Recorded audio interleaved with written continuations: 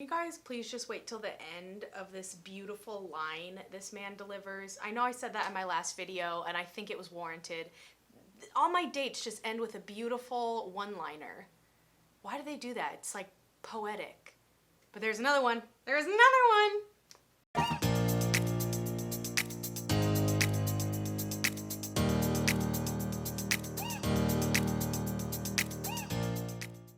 Hi guys, welcome back to my channel. My name is Jacy, and this was a highly requested video because, fun fact, the most popular video on my channel is actually my worst dating story, my funny Bumble story time, so make sure to check that out.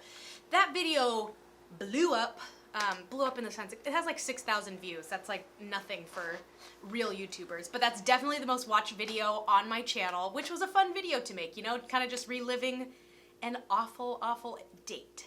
So a lot of people in those comments were like, more.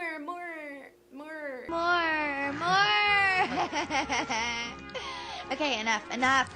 I am a woman who aims to please, so here is another awful dating story time.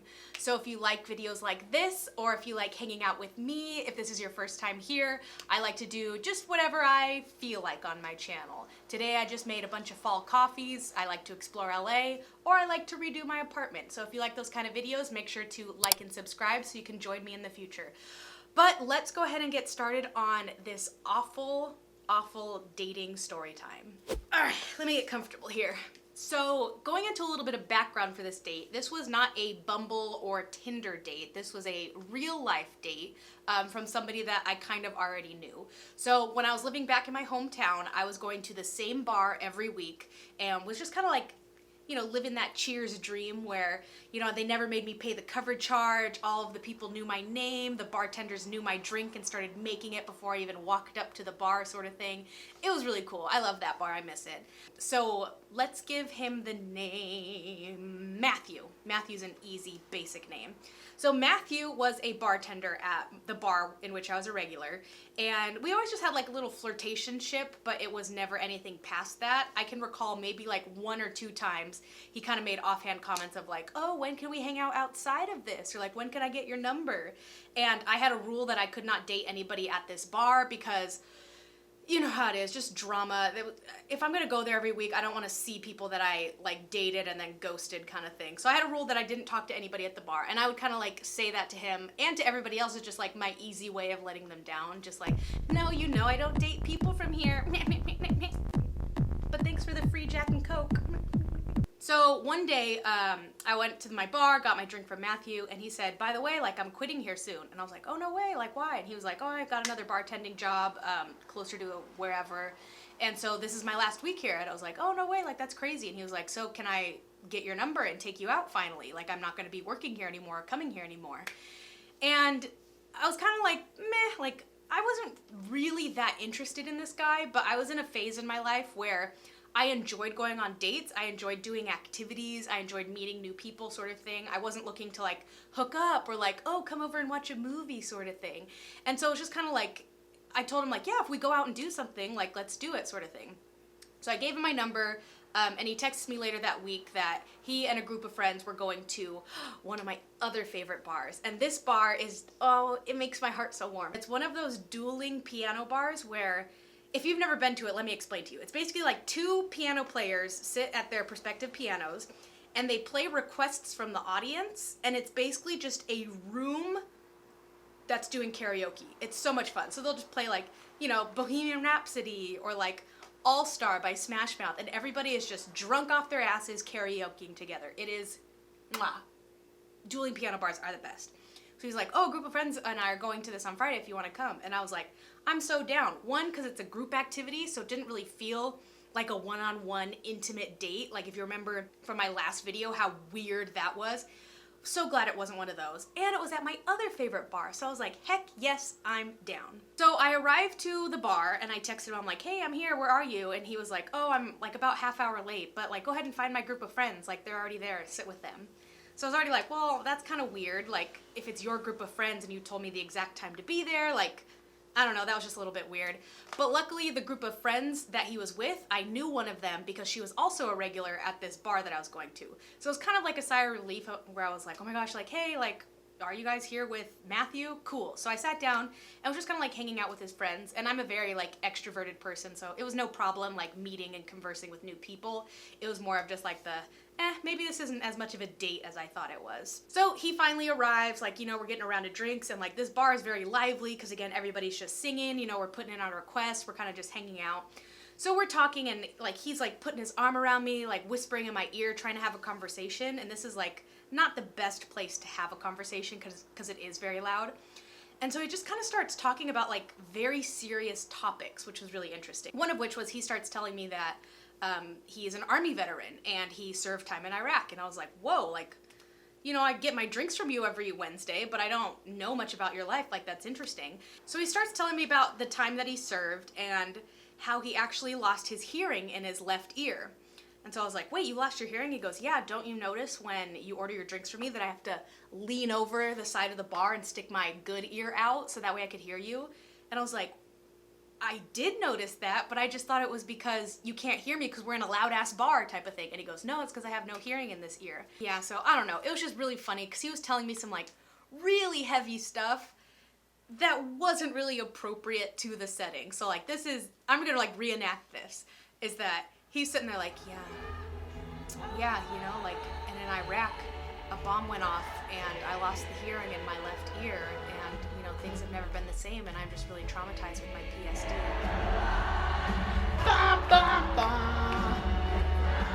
Wow, that's really hard. I'm really sorry to hear that. You know, it's just like there's a certain place and time to like do all that, and this was just not it. This was just not it. So he's kind of going on and on about like some very serious topics, and it's a little kind of like, I don't know, it's not like killing the mood sort of thing, but he was kind of doing it in the sense of like he wanted pity or like I should like him in the sense that he was a veteran. But then he starts going off on about like all of the PTSD that he had, which was like very concerning. And then he kind of blatantly just flat out said like, oh yeah, I'm a raging alcoholic. Like that's a personality trait sort of thing. And so as the night went on, like throughout the night, he kept mentioning like, yeah, he's a straight up alcoholic, and I was realizing that too. So for instance, like we were sitting there and he was always double fisting because he could just tolerate so much, but he was just telling me all these stories of like, oh yeah, I was so drunk when I did that, or like, oh, I'm always drunk when I'm serving you behind the bar. Yeah, like for every shot that I give, I'm taking a shot sort of thing. So I'm realizing now that like, all right, there's no real like relationship potential here. It sounds like he just has a lot of baggage that I wasn't willing to take on because I wasn't just very like, I'm here to date and have fun. I'm not trying to like, I'm not looking for all of that baggage, if that makes sense. I don't know. Maybe that makes me a horrible person, but keep in mind, like, I don't know. It wasn't what I was looking for, and it was kind of like a red flag or a deal breaker in my book. So we're hanging out after having a few more drinks. We ordered like one of those big old fishbowl things and shared it. So that's probably like 3 drinks each for like an equivalent. So we're feeling pretty buzzed. I'm feeling good. So he's kind of like being a little bit more flirtatious, talking more explicitly that like, yes, this is a date sort of thing. Like at this point, we're not even talking to the other friends. So he has his arm around me and he like whispers something, not like sexually at all, but it was something flirty. I couldn't tell you what it was. But from over my shirt, he unclips my bra and my bra just goes flying off. And I was just kind of like caught off guard that I was like, haha, what the heck? Like, wait, that was actually kind of impressive. And he goes, I know, like that's what'll happen later sort of thing.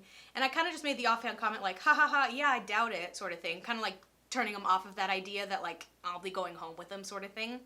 But it was just like a very weird thing. Like, I don't know, it was first of all uncomfortable because I was like, well, can you scoot out of the booth? Because now I need to go to the bathroom and fix it sort of thing. It wasn't something that I'd have to be untucking and doing all this from the table booth, so I had to go to the bathroom and fix it. And I thought like, all right, that was really weird, but I didn't take it in like I wasn't threatened for my safety, or I didn't feel like I was sexually assaulted or anything like that. It was more just like he just made a really bad joke, and it was kind of like, ha ha ha, all right, that's enough. So I come back, we're at the booth just kind of talking, and we get on the topic of like former jobs, and I let him know that I was a server for 10 years, and I told him one of the places where I used to serve, and he told me, wait, do you know who, I have to give this person a code name too, do you know who Jessica is? And I was like, before I answer, why? And he goes off and tells me, he was like, I almost married that girl. And I was like, wait, what? And so I let him tell me the story before ever actually giving my response to it, because this girl, I like everybody, you guys. I don't dislike a lot of people. And if I do dislike you, it's like you give me a reason to dislike you. And I'm just gonna avoid you. I'm not gonna hang out with you. We're not gonna be friends, sort of thing. So there are very few people in my life like that. And this girl was one of them. So he told me, he just starts going off on like this really sad and angry rant, how he was with this girl for like 7 years. They were about to get married. He was gonna propose, and she left him. She left him for another man and got married to him within less than a year of breaking up with Matthew. So I'm just kind of like taking all this in, like, oh my God, dude, that's so funny that not only do we know the same person, but I don't like her, and you almost married her. So I don't know what that says about your judge of character, but it's kind of just like a small world type of thing. But what I was so turned off by was just like the hatred in his heart, and just like how for the next 20 minutes, he just starts ranting to me about this girl. And it's like, I asked him, I was like, how long ago was this? And he was like, oh, about 5 years. And I'm like, well, my dude, maybe it's time to move on, kind of thing. Like, this is not very good first date material. Like, isn't that rule number one? You don't talk about your ex on the first date. Isn't that the number one rule? I think so. That's my number one rule. Don't talk about your ex, people. Don't talk about your ex. So anyway, we're sitting at our booth, and then he has some friends that arrive, some other friends beyond who we were already sitting with, and they couldn't fit at our table, and all the tables were taken, so they were standing up at the bar. So he was like, oh, I'm gonna go stand with them for a little bit. And I was like, okay, whatever. So I'm back at the table just kind of hanging out with his friends, and he's like waving me over, like, come stand with us. So I go and I'm standing with them, and I order a round of drinks for like the 4 of us that were standing there. And this is just like another weird thing that happened was, I was like, oh, like, here you guys go, here's a drink. And he like pulls me off to the side, he goes, you bought this for us? And I was like, yeah, like, I wanted to buy a round. And he was like, nobody has ever bought me a drink before. Wow. And I was like, yeah, that's because you surround yourself with shitty people, probably, Matthew. But I just thought, like, oh, like, that's really sad. Like, he hasn't been treated right, or like, I don't know. It just, the way he said it and like how grateful he was kind of like brought my mood back up, where it's like, yeah, dude, no problem. He was like, wow, like, thank you so much. Like, this is gonna be a really fun time. And then the new friends were a lot more fun too, in the sense that they were there to like sing karaoke. They were so grateful that I just bought a simple round of drinks. Like, get better friends, you guys, if you guys aren't taking turns buying drinks. So then the mood was like back to like equilibrium, where it was like, okay, I'm having fun again. Like, this is all cool. These new group of friends we were having fun dancing with. Vibe's good. Friends are cool. We're kind of like standing up, like more jamming a little bit now. He has his arm or his hand on my back, and it's just kind of like, you know, whispering in my ear, like, oh, like, you look so pretty, like, blah, blah, blah, blah. And I'm just like, thanks. He goes and unclips my bra again. And at this point, I was like, dude, stop. Like, that's not funny. Stop. And I was like pissed. I was pissed because I was like, it didn't work the first time. I clearly kind of like shot you down politely. Now I'm not being polite, you know? Fool me once, shame on me. Fool me twice, shame on you. Shame on you. So I let him know. I was like, dude, that's not okay. And I just kind of like walked away. I went to the bathroom, clicked it, and then I walked straight back to the booth. I was kind of like, as nice as I could have been, I was like, nope, sorry, like, no, done. So then from there, I was just kind of like, dude, this guy does not get it, whatever, like, I'm done. So he kind of like sulks back to the booth, and he knows he messed up, type of thing. So he goes back to the booth, and he like, we're with all of his friends, and he sits on the other side of me, and he just kind of like shouts, he's talking, but he has to shout over the loud music. And he's just like, I'm really sorry. And I was like, it's fine, like, whatever. He goes, I'm really sorry, like, I didn't realize you would take that joke the way I didn't mean to.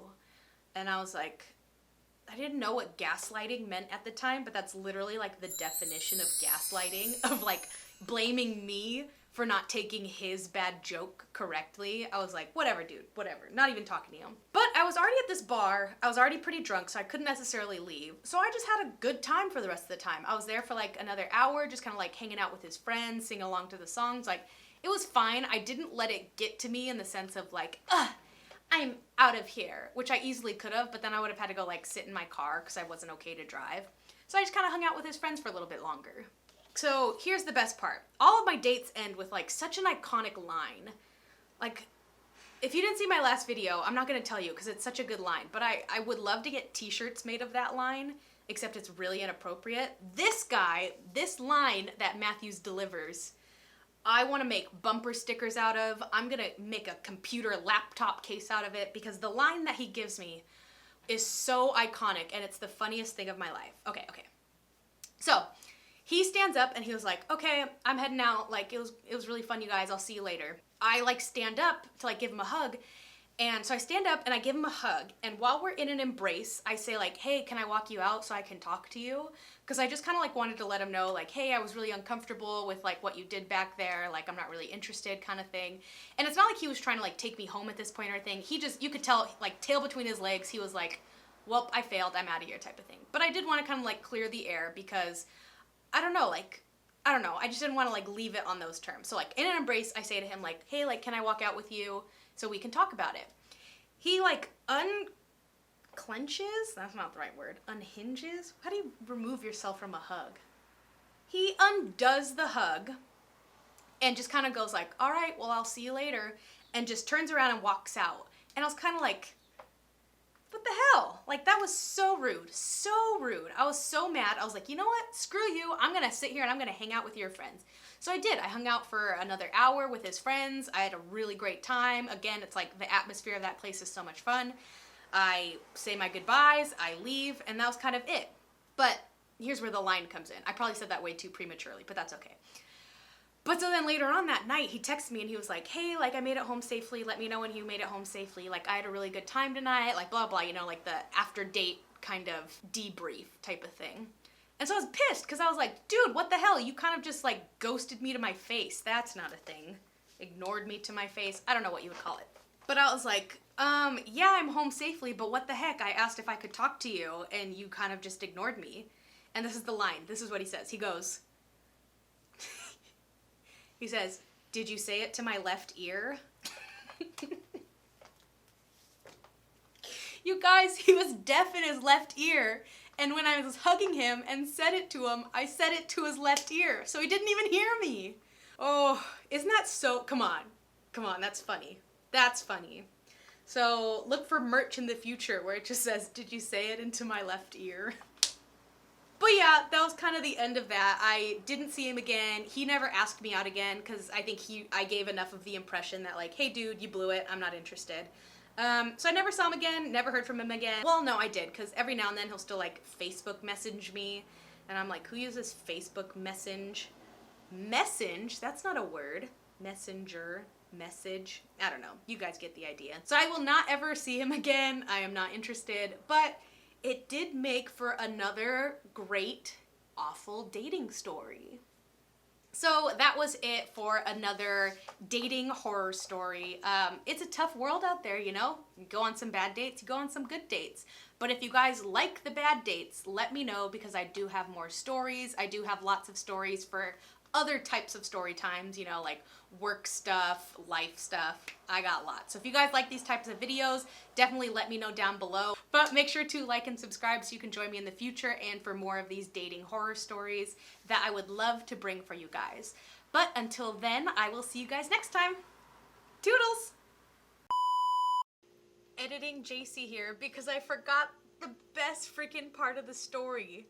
You guys, he had a tattoo of Jessica on his bicep. A hyper-realistic, permanent skin tattoo of a girl I despised. Come on, that's weird. That's hilarious. Ugh, so weird. I just want to reiterate, I'm not like making fun of his PTSD. I'm not laughing at the military or minimizing anything that they do. I'm just laughing at how uncomfortable the situation was and how inappropriate of a situation it was to talk about those things. So I hope you guys don't get offended. I hope you get where I'm coming from. But I mean, a tattoo of a girl that I hate, that's just funny. That's just funny. You know? Okay, bye.